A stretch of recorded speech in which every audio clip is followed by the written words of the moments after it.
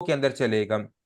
Then साथ ही साथ आप उस पूरे डॉक्यूमेंट, ये समझ लें कि आप पूरी एक बुक तैयार कर रहे हैं, बुकलेट अपने लिए। उसके अंदर आप प्रोडक्ट लाइन एंड सर्विसेज लिखेंगे, आपकी प्रोडक्ट्स क्या क्या होंगी। अच्छा, मैंने बात स्टार्टअप्स में देखा है, उन्होंने बड़े अच्छे स्टार्टअप किए, अपनी प्रोडक्ट भी स्टार्ट अच्छी लेके जा रहे हैं। कोई एक ऐसी प्रोडक्ट ले आए हैं जो बड़ी एक्सपेंसिव थी, उसका उसको बनाने में बहुत एक्सपेंस आता था, उसके कस्टमर बहुत शॉर्ट थे, उस प्रोडक्ट आने की वजह से उन्होंने अपना स्टार्टअप खत्म कर लिया। ऐसी चीजें भी हुई हैं। उसके बाद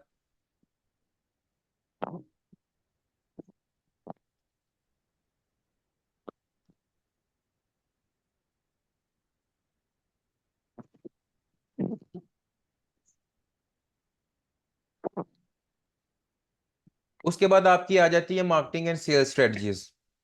ठीक है, आप अपने कस्टमर्स को कैसे रीच करोगे। उसके बाद आपकी सारी ये बात आ जाती है, आप सोशल मीडिया के थ्रू जाओगे, आप अपनी अपेयरेंस, आप यूनिवर्सिटीज को विजिट करोगे जाके उस प्रोडक्ट के रिलेटेड, आप एग्जीबिशंस में जाओगे, आप किस तरह से सेल्स जनरेट करोगे। ये अब आप आपकी डिफरेंट तरह की स्ट्रेटजीज होंगी। फॉर एग्जांपल आजकल चूंकि सोशल मीडिया का दौर है, सबसे ज्यादा इस वक्त आपकी जो यूथ है वो सोशल मीडिया के डिफरेंट प्लेटफॉर्म के ऊपर मौजूद है।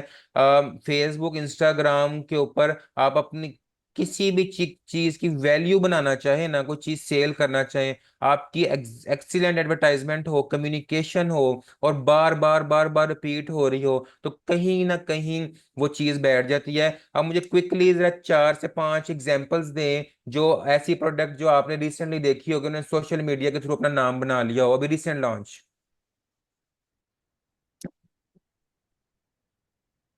हैं किसी के पास एग्जांपल्स? जीरो जीरो जीरो का नाम सुना है कि जीरो लाइफस्टाइल या कुछ जीरो? एनीवन? No sir. अच्छा, और यस सर, सुना। और आपके पास कोई एग्जांपल्स ऐसे जो रिसेंटली आपने देखा सोशल मीडिया पे, जो सोशल मीडिया यूजर्स हैं इंस्टा वगैरह के, उन्होंने देखा हो कि हर्बियोटिक्स की बहुत एडवर्टाइजमेंट आ रही है? सर और येंगो की भी आ रही है सर ना, येंगो राइट। Organic products. कौन सी yes organic? Sir, organic products. अब ऑर्गेनिक प्रोडक्ट देखे ना, येंगो जो है वो एक ट्रेवल प्लेटफॉर्म है मेरे ख्याल से। Yes sir. ठीक है, अब देखें वो रिसेंटली लॉन्च होते हैं और इतनी एडवर्टाइजमेंट करते हैं सोशल मीडिया के थ्रू कि अपने कस्टमर तक वो एडवर्टाइज सबको कर रहे हैं, लेकिन उनको रिप्लाई वही करेगा जिसका ट्रेवल से रिलेटेड काम है। तो ये अब आपकी जो आगे मार्केटिंग है, अच्छा, अब वो सेल्स के अंदर क्या कर रहे हैं, वो डिस्काउंट ऑफर्स दे रहे हैं और यस सर। एक्सीलेंट, और इतनी कम दे देते हैं कि जिसने ट्रेवल करना है ना, मेरे देखे मैंने नहीं करना तो मेरे लिए वो अट्रैक्टिव नहीं है, मैं उसको स्किप कर जाऊंगा।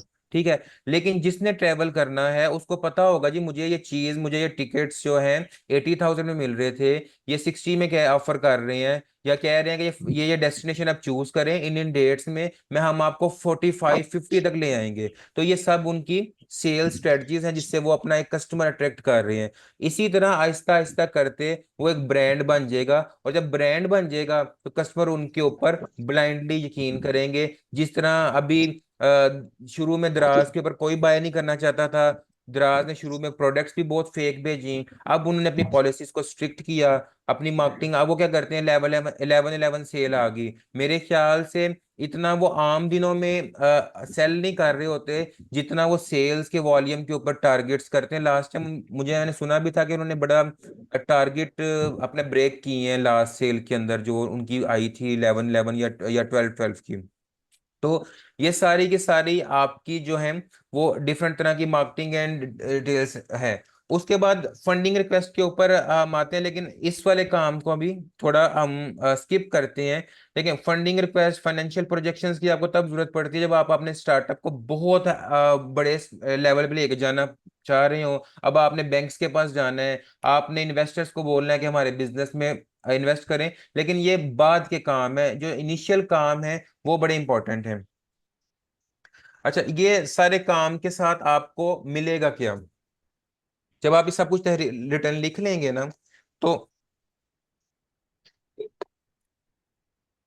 आपके पास एक रोड मैप आ जाता है। रोड मैप आपको क्या करता है, अगर मैं आपसे कहूँ, अगर हमारे पास कोई लाहौर से लोग मौजूद हैं, ठीक है, लाहौर से आपने इस्लामाबाद जाना हो, ठीक है, कॉमन रूट है, सबको पता है, लेकिन लेट्स सपोज आपने कोई प्लान नहीं किया, आपने कैसे जाना है, मोटरवे यूज करनी है, जीटी रोड यूज करना है, कहाँ रुकना है, आप बस निकल पड़े हैं। उसके बाद होगा क्या, आपका जो है आप क्या प्लान नहीं होगा, आपको नहीं पता आपने कहाँ रुकना है। अगर आप उससे पहले मैप को देख लेंगे तो आपको मे भी पता लग जाए ब्लॉकेज कहाँ पे है और बाकी चीजें क्या कहाँ पे हैं। तो रोड मैप आपको, ये जो प्लान है, ये पूरा रोड मैप प्रोवाइड करता है, जिससे आपको एक फुल फ्लेज प्लान पता लग जाता है कि आपने स्टार्ट कहाँ से करना है और एंड कहाँ से करना है। मॉडरेटर हमारे साथ हैं, मुझे बताइएगा कि इसको हम टाइम हमारे पास कितना है, मैं ताकि इसको फिर उसके अकॉर्डिंग वाइंड अप करूँ। जिस तरह वाइंड अप करके 12:30 तक टाइम। 30, 11 to 12:30 तक था, हम ऑलरेडी काफी टाइम ले चलें। मैं इसको जो है जी ना सर। स्पीडली वाइंड अप करता हूँ, टॉपिक काफी बड़ा था हमारा, तो इसको जो है ना मैं अब वाइंड अप कर दूँ। अच्छा जी, अब अगर हम सिर्फ सिंपल ब्रांडिंग की बात करें, तो मैं आपको बड़े सिंपल वर्ड्स के अंदर ना ब्रांडिंग समझा देता हूँ, हम उसकी ज्यादा कॉम्प्लेक्सिटीज के अंदर नहीं जाते। Branding is your unique identity. आपका लोगो, आपका नेम, आपका स्टाइल, आपकी प्रोडक्ट, वो यूनिक जो आइडेंटिटी क्रिएट आप कर लेंगे, वही आपकी ब्रांडिंग बन जाती है। ब्रांडिंग और कोई मुश्किल चीज नहीं, इसमें आपकी मार्केटिंग भी आ जाती है, इसमें आपकी बाकी तमाम कलर स्कीम और हर चीज आ जाती है, जो आप थ्रू ब्रांडिंग जो है वो क्रिएट कर लेते हैं। और इसके बाद हम जल्दी से इस क्वेश्चन सेशन की तरफ जाते हैं, ताकि आपकी क्योरीज जो है वो जो है वो आ सके। उसके बाद फाइनेंशियल मैनेजमेंट की बात करें, तो financial management is your compass to startup your journey. अगर इसकी डायरेक्शन को आप देखते रहेंगे तो आप राइट डायरेक्शन में मूव करेंगे। इसके बगैर, जिस तरह कंपस के बगैर हम गुम जाया करते थे किसी वक्त में, अभी मैप्स आ गए, तो आप फाइनेंशियल मैनेजमेंट के बगैर अपने एंटरप्रेन्योरल जर्नी के अंदर लॉस हो सकते हैं। आपके लॉसेस बहुत ज्यादा होंगे अगर इस चीज को आपने कैटर फॉर ना किया। और फाइनेंशियल मैनेजमेंट के अंदर आपने याद रखिएगा, तीन चीजों को डिस्कस करते हैं: इनकम स्टेटमेंट, बैलेंस शीट और कैश फ्लोज। आपने अपनी प्रॉफिटेबिलिटी पर नजर रखनी है कि आप प्रॉफिट में जा रहे हैं, लॉस में जा रहे हैं। अगर लॉस में जा रहे हैं, किस वजह से जा रहे हैं, उन्होंने एक्सपेंसेस को आपने कट ऑफ करें, ताकि आप लॉन्ग रन चल सके। अगर कट ऑफ नहीं करेंगे तो जहां 6 मंथ सर्वाइव करना है आपने, वहां 1 मंथ सर्वाइव करेंगे। देन कैश फ्लोज के ऊपर नजर रखनी है आपने कि आपके कैश इन आउट क्या है। हमेशा याद रखिएगा, कोशिश करनी है कि अपने कैश इन को ज्यादा रखना है, आउट अगर ज्यादा है तो उसको कट ऑफ करें। और उसके बाद याद रखें कि आपका जो ये एंटरप्रेन्योरल जर्नी है, it's like a roller coaster.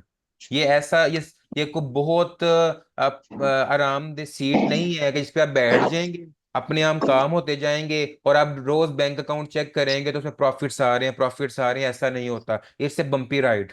ठीक है, ये बड़ी फ्लक्चुएशंस के साथ चलता है, अप्स एंड डाउन्स देता है। और उसके बाद फाइनली हम मैं रेजिलियंस की मैं आपसे बात की थी कि आपको रेजिलियंट होना पड़ेगा। उस पे हमारे पास इकबाल का बड़ा एक बेहतरीन शेर है कि शहीं कभी प्रवास से थक कर नहीं गिरता, पुरदम है अगर तू नहीं खतरा था। आप अगर थक के गिर जाएंगे तो आपका एंटरप्रेन्योरियल जर्नी वहीं पे एंड अप हो जाएगा। और बाकी स्लाइड्स आपके साथ शेयर हो जाएंगी। आप बाद में कुछ चीज डिस्कस करना चाहें थ्रू मी, तो आप ईमेल्स वगैरह के जरिए कर सकते हैं। ये चैलेंजेस हैं, चैलेंजेस के साथ आपको हम ओवरकम करने की भी चीजें हैं। मैं आपके सामने स्लाइड ओपन कर रहा हूँ, मीनवाइल आपके क्वेश्चंस हैं तो आप ओवरऑल कर सकते हैं। That's all from me during this session. Session बहुत बड़ा था। लास्ट टाइम मैं गुजरात यूनिवर्सिटी में ये कोर्स पूरा पढ़ा रहा था, तो हमने 6 मंथ के अंदर इन चीज़ों को कवर किया था, वन बाय वन बड़ी डिटेल में। तो एक सेशन में इसको करना मुश्किल था।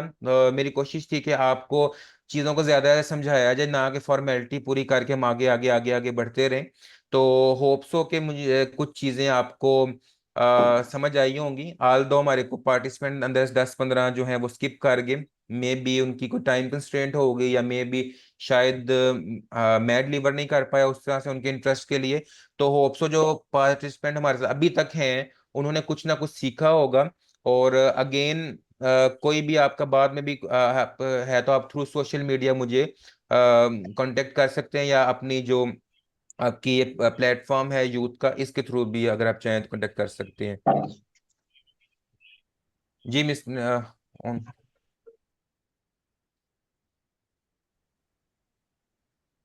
कुछ स्टूडेंट्स ने क्वेश्चन मेंशन किए हुए हैं, वो मैं आपसे।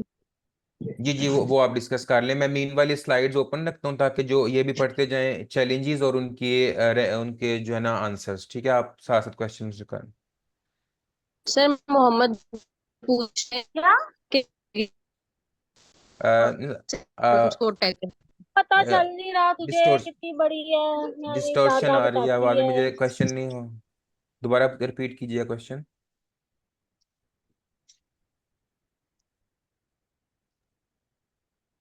को हम कैसे टैकल करें एज अ अगेन आप ऑडिबल नहीं है मेरे लिए ना।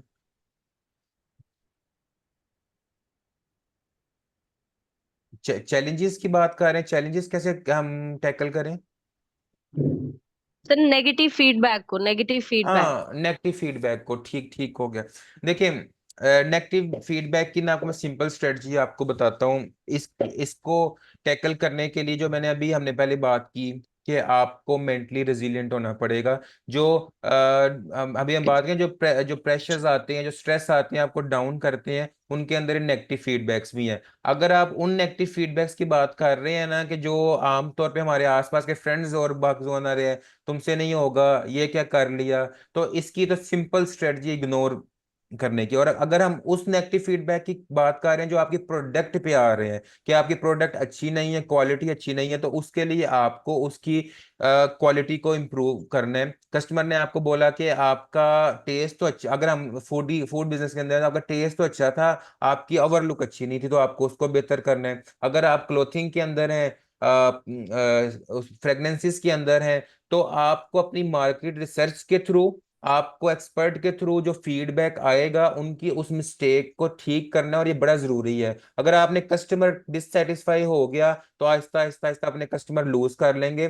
फर्स्ट टाइम कस्टमर अट्रैक्ट करना आसान है, उसको मेंटेन करना मुश्किल होता है।